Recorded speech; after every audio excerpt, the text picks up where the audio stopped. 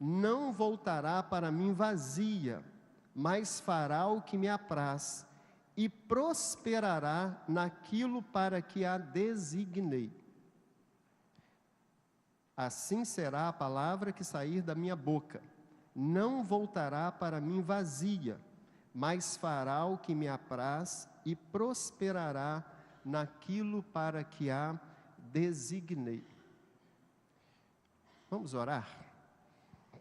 Senhor Deus, em nome de Jesus, nós estamos no templo, estamos reunidos em igreja.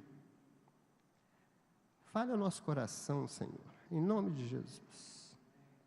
Que a Tua palavra caia, Senhor, à nossa mente, ao nosso coração, e que nós possamos desejá-la, Senhor, como água cristalina que mata a sede. Que a Tua palavra, Senhor, cause o efeito necessário para que a Tua igreja, Senhor, queira viver a Tua vontade. Não por mim que estou aqui à frente, mas pelo poder que ela tem e pelo que ela foi dita, Senhor, há tanto tempo atrás. Que ela mova o nosso coração, que ela mova a nossa vida e que nós tenhamos condição de vislumbrar a Tua vontade clara e evidente, como crente, como família e como igreja. Seja conosco em nome de Jesus. Tenha misericórdia de nós. Amém.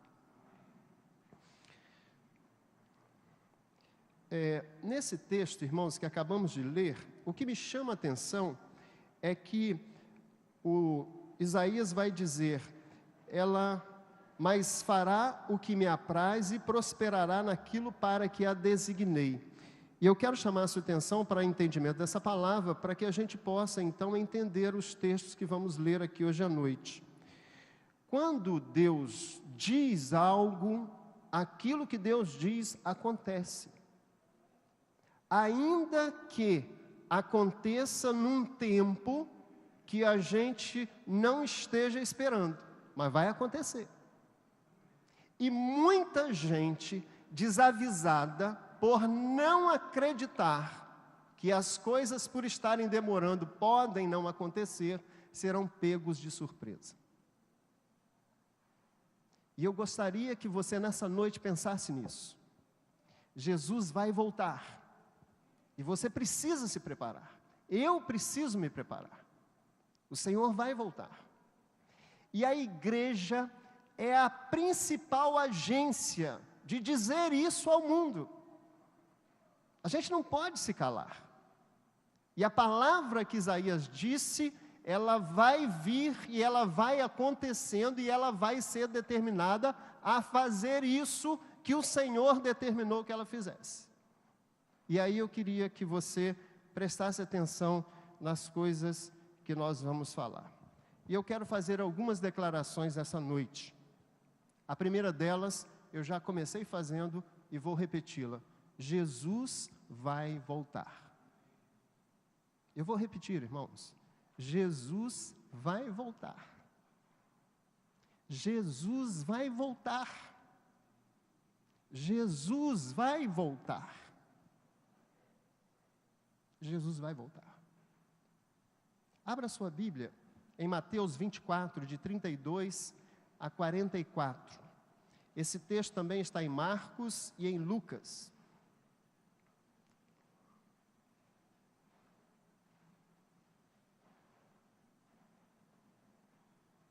Mateus 24, de 32 a 44. Na minha tradução, o texto diz assim: Aprendei, pois, a parábola da figueira, quando já os seus ramos se renovam e as folhas brotam. Sabeis que está próximo o verão. Assim também vós, quando virdes todas essas coisas, sabei que está próximo às portas. Em verdade vos digo que não passará essa geração sem que tudo isto aconteça.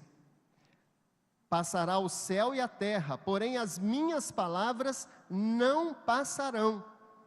Mas a respeito daquele dia e hora, ninguém sabe, nem os anjos dos céus, nem o Filho, senão o Pai. Pois assim como foi nos dias de Noé, também será a vinda do Filho do Homem. Porquanto, assim como nos dias anteriores ao dilúvio, comiam e bebiam, casavam e davam-se em casamento, até ao dia em que Noé entrou na arca, e não o perceberam, senão quando veio o dilúvio e os levou a todos. Assim será também a vinda do Filho do Homem. Então 2 estarão no campo, um será tomado e outro será deixado. 2 estarão trabalhando no moinho, uma será tomada e deixada a outra. Portanto, vigiai, porque não sabeis em que dia vem o Senhor. Mas considerai isto: se o pai de família soubesse a que horas viria o ladrão, vigiaria e não deixaria que fosse arrombada a sua casa. Por isso, ficai também vós apercebidos, porque a hora em que não cuidais, o Filho do Homem virá. Quanto ao dia e à hora, ninguém sabe, nem os anjos do céu, nem o Filho, senão somente o Pai.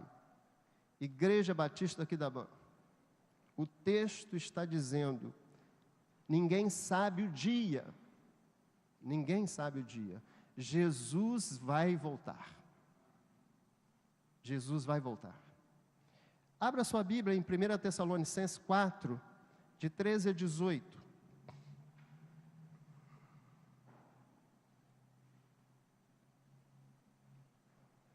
1 Tessalonicenses 4, de 13 a 18. Paulo, escrevendo à igreja de Tessalônica, diz: não queremos, porém, irmãos, que sejais ignorantes com respeito aos que dormem, para não vos entristecerdes como os demais que não têm esperança.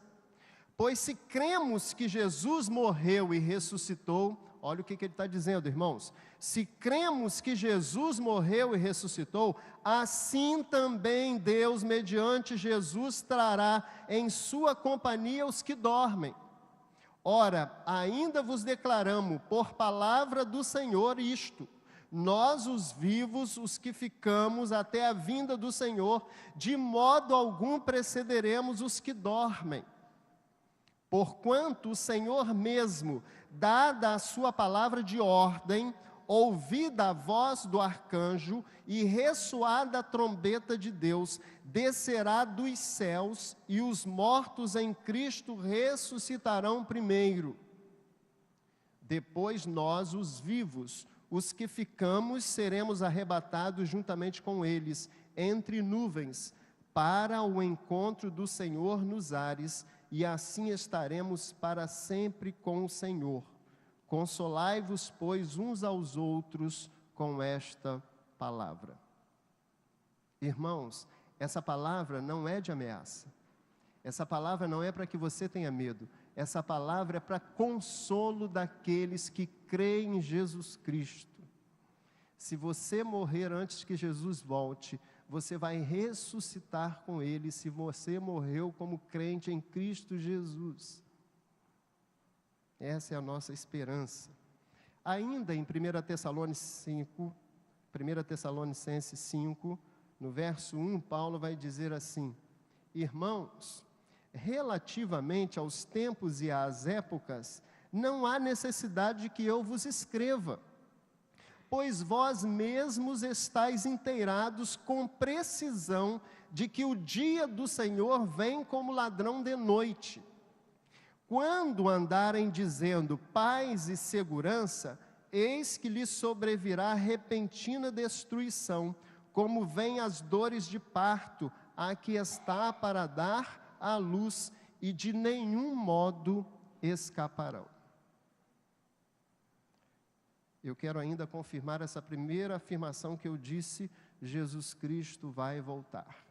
Atos 1, a partir do verso 10.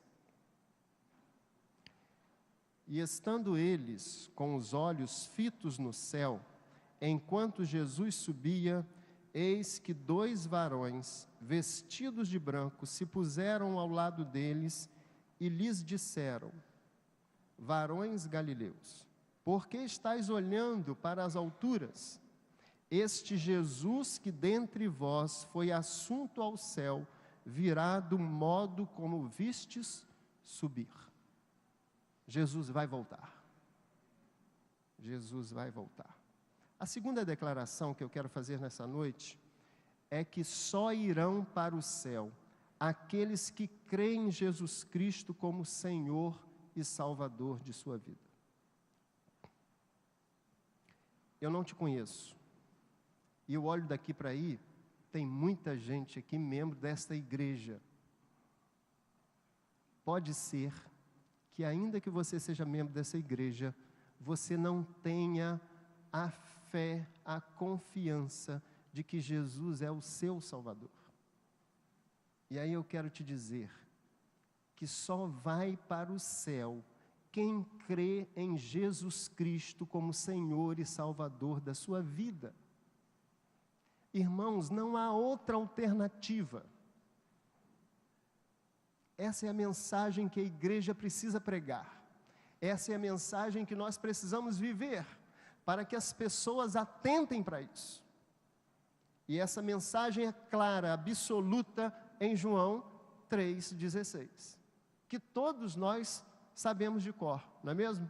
E nós vamos recitar, não é? Porque Deus amou o mundo de tal maneira que deu seu Filho unigênito, para que todo aquele que nele crê não pereça, mas tenha a vida eterna. Amém. Se você tem ainda alguma dúvida sobre o que vai garantir a tua salvação, se você tem alguma dúvida do que vai te levar para o céu, esse verso dá conta disso. Você precisa crer em Jesus Cristo. Você precisa crer em Jesus Cristo. E a Bíblia vai dizer, seguindo esse texto, que já estão condenados aqueles que não creem. Entendeu, irmãos? Olha bem, a condenação não vai acontecer quando Cristo voltar. Aquele que não crê já está condenado, porquanto não crê no nome do unigênito Filho de Deus. Isso é claro, irmãos. Isso é claro. Quero fazer uma terceira declaração. Ao crer em Jesus como Senhor e Salvador de sua vida, agora você faz parte do reino de Deus através da comunhão em igreja. Quando uma pessoa crê em Jesus e que ela levanta a mão e ela diz, eu creio, eu quero esse Jesus, então ela faz parte, ela começa a fazer parte do reino de Deus, porque ela crê e é a fé dela, é a crença que ela tem, que tira ela do mundo e a leva para o reino de Deus. Certo, irmãos? Você pode até dizer assim, mas isso a gente já sabe.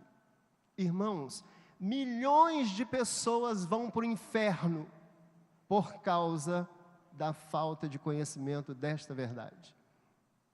E muitos de nós serão responsabilizados por isso, porque muitos de nós pensam que ser igreja é viver dentro das quatro paredes, achando que o melhor que a igreja pode fazer é ficar dentro de quatro paredes. Porque Deus amou o mundo de tal maneira. Portanto, você agora faz parte do reino de Deus. Uma vez que você crê em Jesus, você está salvo. Agora você participa do corpo de Cristo, a igreja. Entendeu, irmãos? Olha bem, quando você crê em Jesus, você participa da igreja. Eu não estou falando da igreja batista aqui da Ban, eu estou falando da igreja universal, que é daqueles que creem em Cristo. E ainda que não se congreguem em uma igreja, eles são parte dessa igreja universal. Então ele está salvo, ele é do reino. Quando uma pessoa entra para a igreja e ela tem consciência disso, ela começa a desejar viver a comunhão com Cristo e com os irmãos. O que caracteriza a igreja de Cristo no poder que ela tem de anunciar essa palavra é a comunhão que ela tem dos crentes com eles mesmos, de tal forma que o poder dela está no amor que ela prega, pela comunhão que ela vive. Isso não poderia ser diferente, porque esse poder faz com que a igreja ande. Sendo igreja, você é parte de um organismo vivo que dá conta de quem Deus é no mundo. E aí deixa eu te dizer uma coisa. Se você crê em Jesus, não há como você negar isso. E aí tem um problema sério. Porque quando nós estamos em igreja, irmãos, nós lemos lá a palavra de Isaías, nós precisamos, em nome de Jesus, viver isso. É impossível ser crente sem viver essa verdade. Não tem como. Sobre a igreja, o texto de Mateus 16 vai dizer o seguinte, e esse texto também está em Marcos 8 e Lucas 9. Mateus 16, a partir do verso 13. Indo Jesus para os lados de Cesareia de Filipe, perguntou a seus discípulos: quem dizem o povo ser o Filho do Homem? E eles responderam: uns dizem João Batista, outros Elias, e outros Jeremias, ou alguns dos profetas. Mas vós, continuou Jesus, quem dizeis que eu sou? Respondendo Simão Pedro disse: tu és o Cristo, o Filho do Deus vivo. Então Jesus lhe afirmou: bem-aventurado és, Simão Barjonas, porque não foi carne e sangue que te revelaram, mas meu Pai que está nos céus.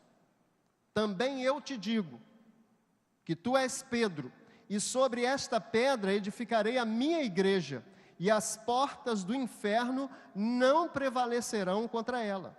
Dar-te-ei as chaves do reino dos céus. O que ligares na terra terá sido ligado nos céus, e o que desligares na terra terá sido desligado nos céus. Então advertiu-os, os discípulos, de que a ninguém dissessem ser ele o Cristo. E aí eu quero destacar nesse texto, em relação à igreja, lá no verso 18. Também eu te digo que tu és Pedro, e sobre esta pedra edificarei a minha igreja, e as portas do inferno não prevalecerão contra ela. O que significa isso? Irmãos, a Bíblia diz que o mundo jaz no maligno. Isso significa que no mundo ou você é de Deus ou você é do demônio. Não há meio termo, não há sombras, não há dúvida sobre isso. Ou você é de Deus ou você é do demônio. Porque quem não crê em Jesus já está condenado. Não há como ser de Deus se você não crê em Jesus, porque Jesus diz: eu sou o caminho, a verdade e a vida. Portanto, não há como alguém chegue a Deus se não for por Cristo. Eu preciso crer em Cristo para que eu chegue ao Senhor. Se você é membro da igreja, isso não te salva. Isso não te leva para lugar nenhum. Não pense que porque você está afiliado a uma igreja, ou você é filho de pai crente, que isso vai te levar para algum lugar. Você só vai para o céu se você crer em Cristo. E a Bíblia está dizendo que o poder dessa confissão, dessa fé, dessa convicção, faz com que as portas do inferno não prevaleçam contra a igreja. E o que significa isso? Toda vez que você prega o evangelho, que uma pessoa aceita Jesus, você está tirando essa pessoa do inferno, porque ela já está condenada se ela não crê em Jesus. Está dando para entender, irmãos? As pessoas que não creem em Jesus já estão no inferno. E nós somos responsáveis para tirá-las de lá. A igreja tem essa missão. E nós ficamos pensando, irmãos, que o bom trabalho nas mãos do Senhor é ficar cantando dentro da igreja ou louvando ao Senhor dentro da igreja. Eu não estou querendo dizer que isso não sirva. Irmãos, as pessoas estão morrendo e vão para o inferno. Se a igreja não se cuidar da obrigação que ela tem de tirá-las de lá, elas vão morrer no inferno. Esse compromisso é seu, é meu. Em nome de Jesus. Portanto, o texto quer considerar duas coisas. Sobre esta pedra edificarei a minha igreja. Preste bem atenção, irmãos. O edifício que a igreja significa está baseado na confissão de fé.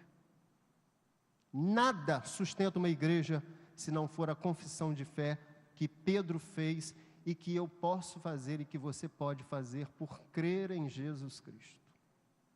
Tu és o Cristo, o Filho do Deus vivo. É isso que faz a igreja. A segunda questão aí é que as portas do inferno não prevalecerão contra ela, e já disse sobre isso. Irmãos, se uma igreja orar, se a igreja tiver consciência da missão que ela tem, nada impede essa igreja de fazer a vontade do Senhor. Nada, nada, nada.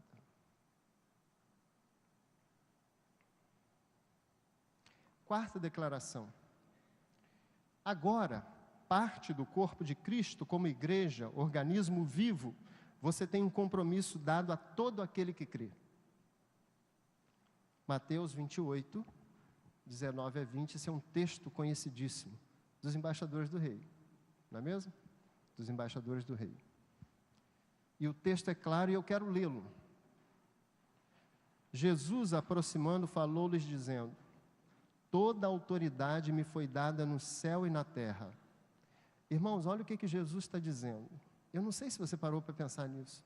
Jesus está dizendo aos discípulos que vão ter que ir pregar o evangelho, está dizendo, toda a autoridade. Irmãos, não é uma ou duas, algumas. Jesus está dizendo, toda a autoridade me é dada no céu e na terra. E aí ele diz, ide. Os boletins deste mês estão trabalhando sobre Mateus, e está escrito lá, ide, portanto, fazei discípulos de todas as nações, batizando-os em nome do Pai, do Filho e do Espírito Santo, e ensinando-os a guardar todas as coisas que eu vos tenho ordenado, e eis que estou convosco todos os dias, até a consumação dos séculos. Olha bem, irmãos, o texto começa dizendo a autoridade que Jesus tinha no céu e na terra. Depois ele manda as pessoas irem, depois ele diz, eu vou estar com você. Vá, eu vou estar com você. É promessa dele, irmãos, não é minha, é promessa de Jesus. Jesus vai estar com você se você for. E nós temos buscado a Deus querendo coisas que não interessam. A missão da igreja é ir, em nome de Jesus. Por fim, última declaração. Concluindo essa palavra, quero considerar algumas coisas. Primeira delas, a igreja não tem condições de cumprir o ID de Jesus se ela não quiser deixar as quatro paredes, o interior do seu comodismo e de suas mazelas. A igreja que vive dentro das quatro paredes não tem poder para fazer o que Deus quer, ainda que ela progrida em muitas coisas. E depois nós vamos ver isso. Segundo, o que caracteriza a igreja de Cristo como corpo vivo dele, não é esta reunião instituída de pessoas, de membros e de associados. Certo? Terceiro, o que compõe a igreja de Cristo é cada convertido que confessa que Jesus Cristo é o Senhor, assim como fez Pedro em sua confissão. A construção da igreja está sobre a confissão de fé deles, os verdadeiros crentes. O que sustenta a igreja de Jesus Cristo é a confissão de fé do crente. É isso que sustenta a igreja. O que caracteriza a vida de uma pessoa como crente em Cristo Jesus é a sua obediência ao Senhor, indo e cumprindo o seu chamado, segundo Mateus 18, que nós lemos agora. Por esta obediência, ele se torna sal e luz do mundo. O Senhor me chamou, o Senhor te chamou para ser sal da terra e luz do mundo. E pode ser que a sua vergonha, o seu comodismo, a sua vida de infidelidade ao Senhor esteja impedindo das pessoas de conhecerem Jesus. por causa da escuridão que eles estão vivendo. E nós estamos, às vezes, do lado das pessoas, e elas estão em escuridão, em trevas, e nós não temos poder para falar de Jesus. A maior característica vista de uma igreja saudável é a vida que ela desenvolve, revela e vive de Deus, fora de si, no mundo, no exterior, no contraste de dentro e fora, de forma que se despoja do que tem para ser o que Deus quer. E eu preciso explicar porque o poder da igreja está no fato de que quando ela confessa Jesus, ela precisa sair, porque sair é a comissão que Jesus deu, com o poder do céu e da terra, e Ele disse que estará conosco. Então isso significa, irmãos, que ficar dentro é fazer mais o que o diabo quer, do que o que Deus quer, porque Deus está dizendo para nós, ide, e se você fica dentro, você está desobedecendo ao Senhor. A sua consciência pode estar leve, por achar que esse culto está sendo prestado a Deus, mas o Senhor está te mandando ir, e essa é a característica do crente, ele precisa ir. O tempo em que estamos vivendo é tempo de espera, discernimento e confiança no Senhor, para que o joio e trigo cresçam e se manifestem, e assim que estiverem em tamanho de cega, haja separação um do outro. Preste atenção, irmãos. Quando aquele funcionário do dono do campo foi querer tirar o joio para separar do trigo, o senhor do campo diz, não tira agora não. Tentando tirar o joio, você pode tirar o trigo. Vamos deixar eles crescerem, porque quando eles estiverem no tamanho correto, é possível separar um do outro. Irmãos, quando nós crescemos em Jesus Cristo e que nós vamos adquirindo maturidade, é visível a ação de Deus na vida do crente maturo. É visível, irmãos. Ele não se deixa levar pelas mazelas da vida, ele é firme, porque ele sabe que a vida dele está no Senhor Jesus. Ele confia no Senhor, ele não se deixa levar. Esta igreja não pode chegar onde não a lideramos através de nossos próprios exemplos e experiência. Essa é a última declaração. Eu quero repetir para você ter uma consciência disso. A Igreja Batista do Aquidabã não pode chegar onde não a lideramos através de nossos próprios exemplos e experiências. Eu não tenho como levar essa igreja adiante como líder dela, se eu não der o meu exemplo e se eu não trabalhar a partir dessa experiência. Você também não. O seu maior desafio é viver a experiência de um relacionamento com Deus, para que as pessoas vejam em você o Deus em quem você confia, e elas vão confiar em você, porque você está fazendo a vontade do Senhor. E aí, irmãos, eu quero encerrar esse sermão, se é que eu posso dizer que é um sermão, eu quero ler 7 questões que estão lá no livro de Apocalipse, entendeu? Primeira, quem tem ouvidos para ouvir, ouça o que o Espírito diz às igrejas. Ao vencedor, dar-lhe-ei que se alimente da árvore da vida, que se encontra no paraíso de Deus. Só vai experimentar da árvore da vida aquele que for vencedor.